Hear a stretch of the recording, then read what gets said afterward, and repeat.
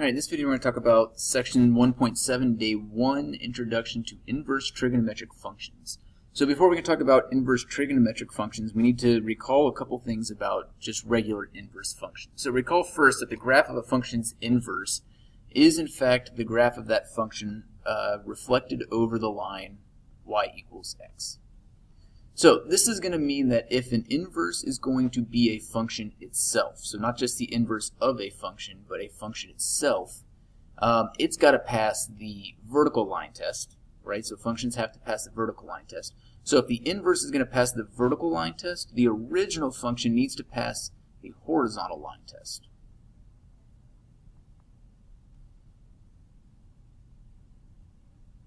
So, since our trig functions are periodic, so think about sine, it goes like this, they're never going to pass this horizontal line test.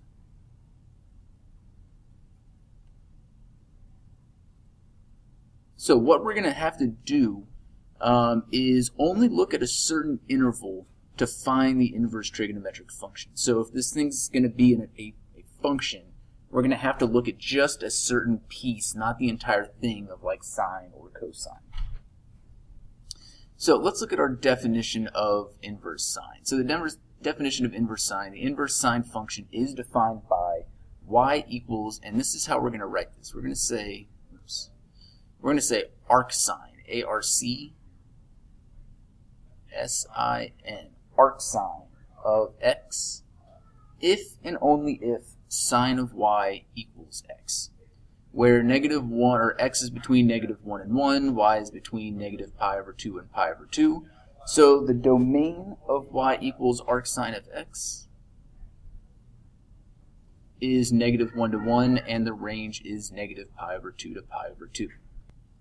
Right, so our domain and range here, the negative 1 to 1 range, negative pi over 2 to pi over 2, that's us taking into account that we have to kind of cut this and only look at a piece of the sine before we flip it. You'll notice that the range of just plain old sine of x is negative 1 to 1, and the domain of arc sine of x is negative 1 to 1. That's not a coincidence. If you remember, we're switching the x and the y, so really we're switching the domain and the range. So when we limit the domain of sine of x to negative pi over 2 to pi over 2, we're really limiting the range of arc sine from negative pi over 2 to pi over 2. Another way that we can think about arc sine is what angle has a sine of blank, whatever we're taking the arc sine of. So it's kind of like square roots. The square root of 9 is really what number times itself equals 9. So arc sine is kind of the same way. What angle has a sine of whatever. So look at a couple of examples with arc sine, and then we'll look at the other two inverse trig functions. So the first one, we want to use that kind of thought, what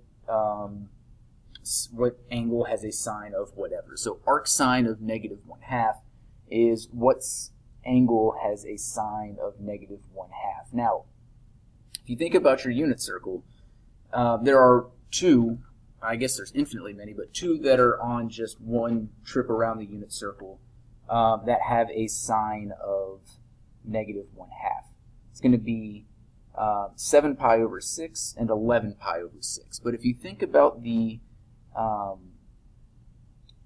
domain and range of our arc sine, we have to make sure that what we're taking the arc sine of, the angle that we're taking the sine of to equal negative 1/2 has to be on the interval negative pi over 2 to pi over 2.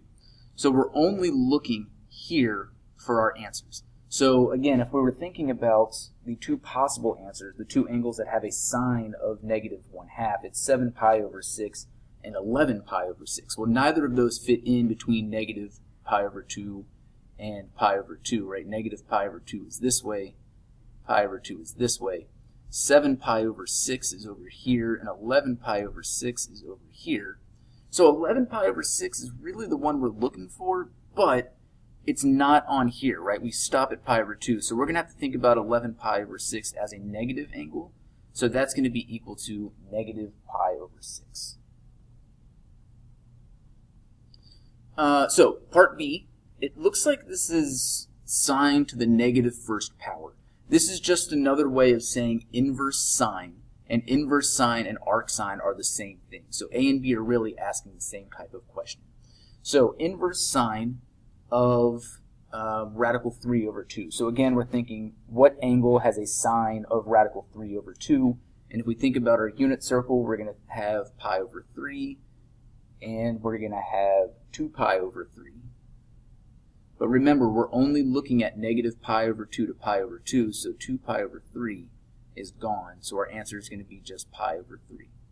Right? So everything's got to fit within this interval. Now, arc sine of 2 will be the last one. So what angle has a sine of 2? Well, sine only goes from negative 1 to 1. 2 is outside of that, so there's no angle whose sine is 2, so we're going to say does not exist. So let's take a look at the graph of arc sine of x. So the easiest way to think about this is we would just make an xy chart for sine. Let's start with just sine. So we think about sine of x, so we'll make an xy chart. So we got to remember that we are going to be only going from negative pi over 2 to pi over 2. So we're going to go negative pi over 2, negative pi over 4, negative pi over 6, 0, pi over 6, pi over 4, and pi over 2.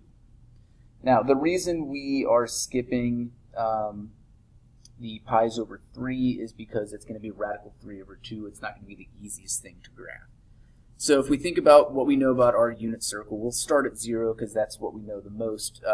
Sine of 0 is 0. Sine of pi over 6 is 1/2. Sine of pi over 4 is radical 2 over 2. Sine of pi over 2 is 1. If we go the other way, sine of negative pi over 6 is going to be negative 1/2. Negative radical 2 over 2, and negative 1. So if you were to graph those, this would be our sine, right? So it's going to look the same as it normally would. But we're interested in the graph of arc sine. So remember the relationship between a function and its inverse is you just switch the x and y values.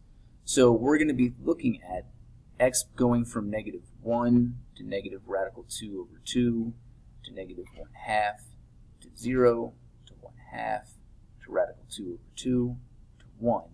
And our y values going negative pi over 2, negative pi over 4, negative pi over 6, 0, pi over 6, pi over 4, and pi over 2. So this is plain old sine. This is what we're used to. The inverse, or the arc sine, we just switch our x, y points. So we get these values down here. So our x is going to go from negative 1 to negative radical 2 over 2 to negative 1/2 to 0. Do the same thing over here. And our y values are going to go from negative pi over 2 to pi over 4, which is negative, to negative pi over 6, and then the same thing going up that way. So we're kind of looking like 0, 0. It's kind of looking like a line because I don't have a very good scale here. But if we think about sine looking like this, if we flip that over, the line y equals x, we're going to get something that looks kind of like this. So that's going to be our arc sine right there. And later on in the notes, there's actually a better picture of what this looks like. But that's it. It doesn't have an arrow going up forever. It stops. That's the entire graph of arc sine. So there's two other inverse functions that we're going to talk about. Arc sine, arc cosine, arc tangent. Those are the only ones that we need to worry about. So the domain for each of these things, what we're allowed to put into our functions.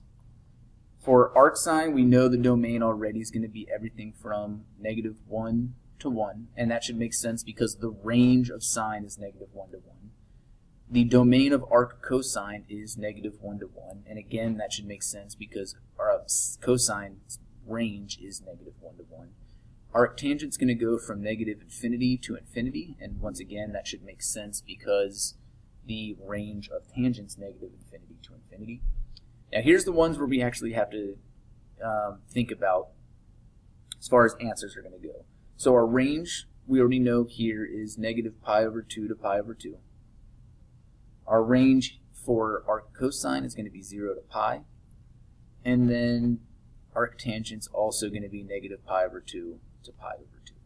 And here are our graphs. This looks a lot better than the one we just made. The scale's nice and clean. So there's our arc sine. Arc cosine is going to look this way, and then arctangent's going to go like this.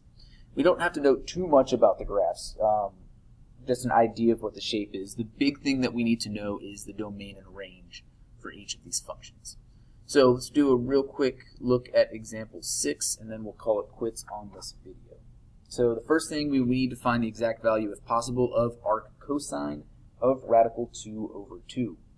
So we need to think what angle has a cosine of radical 2 over 2, and on our unit circle we know that that's going to be pi over 4, and it's going to be 7 pi over 4. And if we think about where our answers for arc cosine are allowed to be, our answers are allowed to be between 0 and pi. So we have one of those that we need to pick. The one that's between 0 and pi is pi over 4. Arc cosine of negative 1. So we got to think again, where on our unit circle is the cosine negative 1? Well, that only happens once. That's at pi. Pi is on our domain, our range of 0 to pi, so we can just go ahead and call that pi. Arctangent of 0, so when is the arctangent, the tangent of a function? What function has a tangent of 0? Remember, tangent is the y over the x. So we're thinking 0 divided by something to get 0. So we're thinking 0 and we're thinking pi. Arctangent has to be on negative pi over 2 to pi over 2. So out of those, the one that's going to be between negative pi over 2 and pi over 2 is 0. So arctangent of 0 is 0. Then we got to think arctangent of negative 1. Well, that's when does tangent equal negative 1? That's going to be at 3 pi over 4 and 7 pi over 4. Neither of which are actually on our interval. So remember, our interval is negative pi over 2 to pi over 2, but 3 pi over 4 is here, 7 pi over 4 is here. If we think negative 2 pi, pi over 2 to pi over 2, this angle here, where 7 pi over 4 is, lies in there, but we just got to think about it as negative pi over 4. So that's going to do it for this video. We will see you in the next one.